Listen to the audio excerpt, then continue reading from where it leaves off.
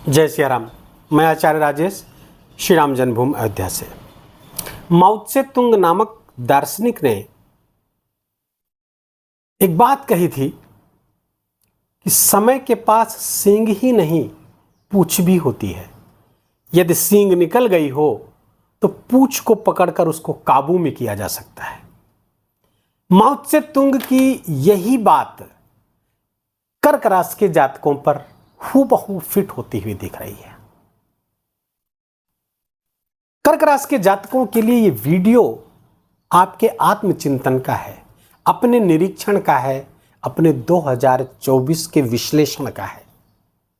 2024 के राशिफल को जो प्रारंभ में दिसंबर जनवरी में मैं लेकर के आया था, तो मैंने बताया था कि 2024 का वर्ष शनि को डेडिकेटेड है। शनि अर्थात परिश्रम, शनि अर्थात धैर्य। और कर्क राशि के जातकों के लिए शनि योग कारक हैं, क्योंकि वो सप्तम के भी स्वामी हैं। शनि कर्क राशि के जातकों के लिए अष्टम गोचर कर रहे हैं, अष्टमेश अष्टम होकर के गोचर कर रहे हैं। अच्छा, ग्रहों की जितनी खूबसूरती कर्क राशि के जातकों के लिए चल रही, अगर ढैया को छोड़ दिया जाए तो शानदार है। तो क्या कर्क राशि के जातक वो ऊंचाई वो बुलंदी छूने में सफल रहे 2024 में? अगर नहीं रहे, अगर आपका आर्थिक सशक्तिकरण नहीं हुआ, आप आर्थिक लाभ जितना चाहते थे उस मात्रा में नहीं हुआ, आप अपने करियर का प्रोग्रेस जिस मात्रा में चाह रहे थे वैसा नहीं हुआ, शिक्षा में जैसा प्रदर्शन चाह रहे थे वैसा नहीं हुआ, तो कहाँ चूक हुई, कहाँ गड़बड़ी हो रही है? इनफैक्ट आपके प्लानिंग में गड़बड़ी है। आप जैसा प्लान करना चाहिए ग्रहों के गोचर के हिसाब से, गोचर का लाभ सर्वोत्तम तभी है जब गोचर ग्रहों के गोचर के हिसाब से अपनी प्लानिंग को बनाएं, तब आपको सर्वोत्तम लाभ होगा। अभी कुछ बिगड़ा नहीं है। 2024 का पूरा 4 महीना बाकी है। इस 4 महीने में अपनी योजनाओं को इस तरह से सेट करें कि बाकी 8 महीनों की भी कमी को हम भर ले जाएं, बाकी 8 महीनों की भी भरपाई हम कर ले जाएं। आइए जानते हैं अपनी योजनाओं को हम कैसे व्यवस्थित करें और 2024 को यादगार बना लें। प्रारंभ करते हैं। देवगुरु बृहस्पति आपके भाग्य स्थान पर गोचर कर रहे हैं। भाग्य स्थान पर गोचर कर रहे हैं, क्षमा करिएगा, भाग्य नहीं, लाभ स्थान पर गोचर कर रहे हैं। लाभ स्थान अर्थात एकादश स्थान, लाभ स्थान अर्थात प्रॉफिट का स्थान, प्रमोशन का स्थान और फुलफिल ऑफ डिजायर्स का स्थान, इच्छाओं के पूर्ति के स्थान पर देवगुरु बृहस्पति विराजमान है। अर्थात आपकी इच्छाओं को पूरी करने का, आपके लाभ मार्ग को बढ़ाने का सारा जिम्मा देवगुरु बृहस्पति इसमें उठा चुके हैं और वो उस प्रोजेक्ट पे काम कर रहे हैं।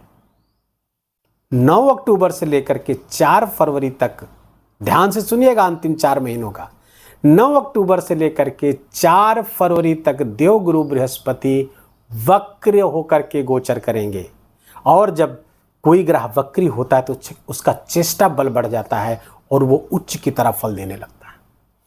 देवगुरु बृहस्पति जब वक्री होंगे यहाँ पर, तो इनका जब बल बढ़ेगा तो 5वीं दृष्टि से आपके पराक्रम पुरुषार्थ को बढ़ाएंगे। भाई बहनों से सुख सहयोग आपको बढ़ाएंगे और फलता पराक्रम पुरुषार्थ जब आपका बढ़ेगा तो आपके कार्य, आपके एफर्ट परिणाम लाएंगे। क्या लाएंगे? लाभ लेकर के आएंगे, क्योंकि लाभ स्थान से आपका पराक्रम पुरुषार्थ बढ़ रहा है तो आपके लिए प्रॉफिट ला करके आएंगे। आपकी इच्छाएं पूरी होती हुई दिख रही हैं। वो इच्छाएं छोटी हो बड़ी हो मायने नहीं रखती हैं, इच्छाओं की पूर्ति होने, और गुरु जब इच्छाओं को पूर्ति करने का जिम्मा ले ले तो छोटी इच्छाएं पूर्ति तो करता ही है, बड़ी इच्छाएं पूरी भी करता है। देवगुरु बृहस्पति की 7वीं दृष्टि आपके पंचम स्थान पर पड़ेगी। आप कर्क राशि के जातक अगर फैमिली प्लानिंग कर रहे हैं तो आपके लिए सर्वोत्तम समय है। इस समय आपको प्रयास करना चाहिए। ईश्वर की इच्छा रही तो जरूर वो अवसर आएगा कि घर में किलकारियां गूंजेगी। कर्क राशि के जातकों के लिए देवगुरु बृहस्पति, जो अविवाहित जातक जातिकाएं हैं उनके लिए विवाह के अवसर लेकर के देवगुरु बृहस्पति आए हैं और 9 अक्टूबर से लेकर 4 फरवरी तक तो अत्यधिक बली हो गए हैं। फलतः आपको बहुत जबरदस्त लाभ देने जा रहे हैं। सप्तम से संबंधित व्यापार व्यवसाय भी बढ़ाएंगे आपका। एक बात और समझिए, देवगुरु बृहस्पति जब वक्री होंगे तो आपके दसम स्थान को भी अपने प्रभाव में ले लेंगे, क्योंकि जब कोई ग्रह वक्री होता है तो अपने पीछे वाले ग्रह को भी प्रभाव में ले लेता है। और जब प्रभाव, ये दसम स्थान किसका स्थान है? कैरियर का स्थान है। तो कैरियर की वृद्धि यहां पर करते हुए दिख रहे हैं। कैरियर में श्रेष्ठता, प्रमोशन की संभावना को प्रबल कर देंगे, प्रमोशन करा देंगे निश्चित तौर पर। ऐसे जातक जो सरकारी सेवा या प्राइवेट कहीं भी हैं, प्रमोशन उनको मिलना तय है, बड़ी डील फिक्स है, नए प्रोजेक्ट पर जाना अगर प्राइवेट सेक्टर में बिल्कुल तय है। और 9 अक्टूबर से 4 फरवरी के मध्य में तो निश्चित रूप से मानिए, क्योंकि गुरु उस समय बहुत प्रबल अवस्था में रहेंगे। अब आते हैं मंगल पर। मंगल आपके कर्म स्थान के स्वामी होकर के और पंचम स्थान के स्वामी होकर के जेमिनाई राशि पे, मिथुन राशि पर द्वादश गोचर कर रहे हैं। तो मैंने पहले भी बताया है कि विदेश से जो लोग जुड़े हुए कर्क राशि के जातक, उनको विशेष लाभ प्राप्त होता हुआ दिख रहा है। मंगल यहां पर थोड़ी स्वास्थ्य संबंधी चिंताओं को बढ़ा करके उसकी समाप्ति कर देगा। ध्यान दीजिएगा शब्दों पर, स्वास्थ्य संबंधी चिंताओं को बढ़ा करके उसको समाप्त कर देगा। किसको? रोग को। रोग से संबंधित जो चिंता है उसको समाप्त कर देगा। कोई ऋण था, कोई लोन था, उसके संबंध में चिंताएं बढ़ाएगा और समाप्त कर देगा। शत्रु से संबंधित चिंताएं बढ़ाएगा और समाप्त कर देगा। देखिए, दोनों चीजें एक साथ होंगी। चिंता बढ़ेगी, आप उस चीज को लेकर के परेशान होंगे, उस चीज को लेकर के दौड़ भाग करेंगे और फलता उससे आप निजात पालेंगे। कर्क राशि के जातकों को हो सकता है किसी ऑपरेशन से भी गुजरना पड़े। कोई ऐसा रोग था शरीर में जिसका ऑपरेशन ही विकल्प था, वो आप करवाएंगे और उससे आप निजात पालेंगे। ऋण आदि कहीं कोई चुकाना था, उसको आप चुका लेंगे।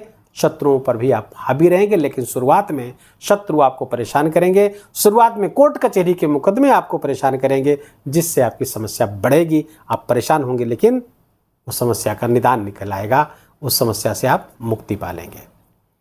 देवगुरु बृहस्पति जब आपके दसम को लाभ में लेंगे तो इसी बीच एक घटना और घटने जा रही है। मंगल यही 20 अक्टूबर के बाद कर्क राशि पे आएंगे, राशि पे आ जाएंगे और राशि पर आकर के यहीं पर वक्री होंगे। कुछ दिन तक यहां रहने के बाद पुनः जेमिनाई पे रह जाएंगे, चले जाएंगे और इस वर्ष के अंत तक इसी राशि पर रहेंगे। तो फलतः ये जो बातें हमने बताई, ये कंटिन्यूअस चलती रहेंगी, कंटिन्यूअस चलती रहेंगी। लाभ आपको लगातार आपको होता हुआ यहां से मंगल देंगे। परेशानी आए तो आप सतर्क हो जाइए, आप समझ जाइए बस इस परेशानी का अंत ही होने वाला है, घबराने की जरूरत नहीं है कर्क राशि के जातकों को। अब कर्क राशि के जातकों के लिए शनि के परिणाम की बात करें तो शनि आपके सप्तम स्थान के स्वामी है, अष्टम स्थान के स्वामी है, वर्तमान में वक्री चल रहे हैं। प्रारंभ में शनि के वक्रत्व के वीडियो अगर आप देखे होंगे तो आपको याद होगा कि मैंने बताया था सप्तम से संबंधित कोई काम अगर आपका बाकी है तो उसको पूरा कर लीजिए। ये 15 नवंबर तक शनि सप्तम को अपने प्रभाव में लिए हुए हैं, अर्थात जीवन साथी से संबंधित, उनसे संबंधित कोई प्रोमिसेज हैं, व्यापार व्यवसाय का कोई काम आपने छोड़ रखा था, पेंडिंग में डाल रखा था, उस सब को पूरा करिए। पुराने पेंडिंग्स आप क्लियर करिए, पुराने वादे आप पूरा करिए। फलतः आकस्मिक लाभ की योजनाएं यहाँ पर बनती हुई दिख रही है, आकस्मिक लाभ की संभावनाएं बढ़ती हुई दिख रही हैं। अब अंतिम, अभी आपके पास 15 नवंबर तक का समय है, अभी भी आप अगर वो न कर पाए हो तभी भी समय है आपके पास, उस चीज को कर लीजिए और उसको कर लेंगे तो कैरियर में श्रेष्ठता बिल्कुल तय है। शनि की तीसरी दृष्टि यहां न्यूट्रलाइज हो जाएगी और आपको सर्वोत्तम लाभ देगी। शनि यहां पर बहुत अच्छे परिणाम आपके लिए लेकर आए हुए, धन स्थान को देखेंगे 7वीं दृष्टि, धन में वृद्धि करते हुए दिख रहे हैं।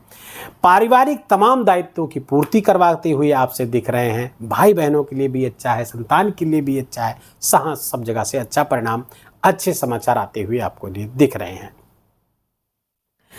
आप आते हैं शुक्र, बहुत महत्वपूर्ण गोचर। पहले तो सूर्य की बात कर ले। सूर्य आपके धन स्थान पे 16 सितंबर तक रहेंगे, धनेश धन स्थान पर रहेंगे, फलता धन संबंधी कहीं कोई समस्या नहीं, धन वृद्धि कराते हुए दिख रहे हैं, क्योंकि यहाँ पर धेनु नामक धन योग बना रहेगा 16 सितंबर तक। 16 सितंबर तक धन से द्वितीय बैठेंगे तो कालपुरुष कुंडली में द्वितीय स्थान धन का स्थान होता है, तो अपने पराक्रम पुरुषार्थ से धन वृद्धि कराएंगे। लेकिन सूर्य यहाँ पर ग्रहण में आ जाएंगे, तृतीय स्थान पर सूर्य का गोचर अच्छा होता है। 16 सितंबर से लेकर 17 अक्टूबर तक तृतीय स्थान पर रहेंगे। पराक्रम पुरुषार्थ निस्संदेह बढ़ाएंगे, लेकिन ग्रहण रहेगा किसका? केतु का। केतु बहुत महत्वाकांक्षी प्लेनेट है। हो सकता है आपको फोकस्ड न रहने दे कहीं पे, आपको धर्म से विरत कर दे, क्योंकि राहु यहाँ पर बैठा हुआ है। धार्मिक क्रियाकलापों को, धार्मिक रिचुअल्स जो होते हैं आप उनको हो सकता है आलोचनात्मक दृष्टि से आप देखना शुरू कर दें, तो जिसके कारण से आपका नुकसान हो जाएगा। तो कभी भी ऐसा विचार मन में आए कि आलोचनात्मक दृष्टि से अपने रिलीजन्स को, अपने रिचुअल्स को आप उसकी समीक्षा करने लगेंगे, तो समझ जाइए नुकसान होना तय है, नुकसान होने वाला है कोई। तो इसके प्रति आपको सावधान और सजग रहने की आवश्यकता है। 17 अक्टूबर से सूर्य आपके चतुर्थ स्थान पे आएंगे, उसके बाद वृश्चिक राशि पर और धनु राशि पर रहेंगे। इस वर्ष तक इन्हीं 3 स्थानों पर रहेंगे और इन स्थानों पर आकर के अपने अच्छे परिणाम आपको देंगे। भूमि भवन का लाभ, शिक्षा, संतान संबंधी लाभ, रोग, ऋण, सबसे लाभ अच्छा देते हुए यहां से दिख रहे हैं। अब आइए, शुक्र आपके 18 सितंबर से मालव्य पंच महापुरुष राजयोग बना करके चतुर्थ स्थान पर गोचर कर रहे हैं। दिग्बल से एकदम पूर्ण है, बहुत शानदार परिणाम यहां पर देंगे। कर्क राशि के जातक वाहन बदल सकते हैं, भवन का लाभ उनको हो सकता है, जमीन, अस्थाई, चल अचल सब तरह की संपत्ति का लाभ यहां पर देंगे। यहां पर आप ध्यान रखिए कि वर्ष के अंत तक मकर तक का सफर तय करेंगे। चतुर्थ स्थान, पंचम स्थान आकर के यहां भी अच्छा परिणाम, छठे स्थान आकर के यहाँ भी कमोबेश अच्छा परिणाम, और जब आपके सप्तम आ जाएंगे तो और अच्छा परिणाम। तो कुल मिलाकर के शुक्र का भी ये गोचर कंटिन्यूअसली अच्छा है कर्क राशि के जातकों के लिए। तो आपको अपने प्लानिंग को इस तरह बनाना है जिसके कारण से आप अपने व्यापार, व्यवसाय आदि का लाभ सर्वोत्तम ले सकें अंतिम 4 महीनों में। राहु आपके 9वें स्थान पर हैं, यहाँ पर थोड़ा सा क्रिटिसिज्म बढ़ सकता है, आपके मन के अंदर की भावनाएं थोड़ा सा भ्रमित हो सकती हैं धर्म को लेकर के, पिता को लेकर के। तो वहाँ पे बिल्कुल क्रिटिसाइज न करिए, ना तो धर्म को ना ही पिता को, नहीं तो राहु यहाँ पर दुष्प्रभाव बड़ा पैदा कर सकता है। सावधान रहें, आप अपने पिता से और धर्म से खूब जुड़े रहिए, उनका खूब सम्मान करिए ताकि राहु कोई चाल न चलने पाए। इस बात का आपको ध्यान रखना चाहिए। कुल मिलाकर के कर्क राशि के जातकों के लिए अंतिम 4 महीने आपके लिए बहुत महत्वपूर्ण है, बहुत उपयोगी हैं। इसका आप सर्वोत्तम उपयोग करिए और सर्वोत्तम फल प्राप्त करिए, और जो भी बाकी रह गया है 2024 में, जो भी आपका टारगेट था, उसको आप अवश्य पूरा करेंगे। आशा है जो मैंने बताने का प्रयास किया उसको आप समझ पाए होंगे। आपके काम का वीडियो लगा हो तो वीडियो को लाइक करिए, अपनों के साथ शेयर करिए। कमेंट में जय सियाराम लिखना बिल्कुल भी मत भूलिए। कुछ पूछना चाहते तो उसको भी पूछ सकते हैं अपने बर्थ डिटेल के साथ, देर सवेर उत्तर हम अवश्य देंगे। चैनल को सब्सक्राइब कर लीजिए, बेल आइकन की घंटी दबा लीजिए। अपना ख्याल रखिए। शीघ्र ही हाजिर होते हैं नए विषय, नए वीडियो को लेकर के। तब तक के लिए जय जय सियाराम।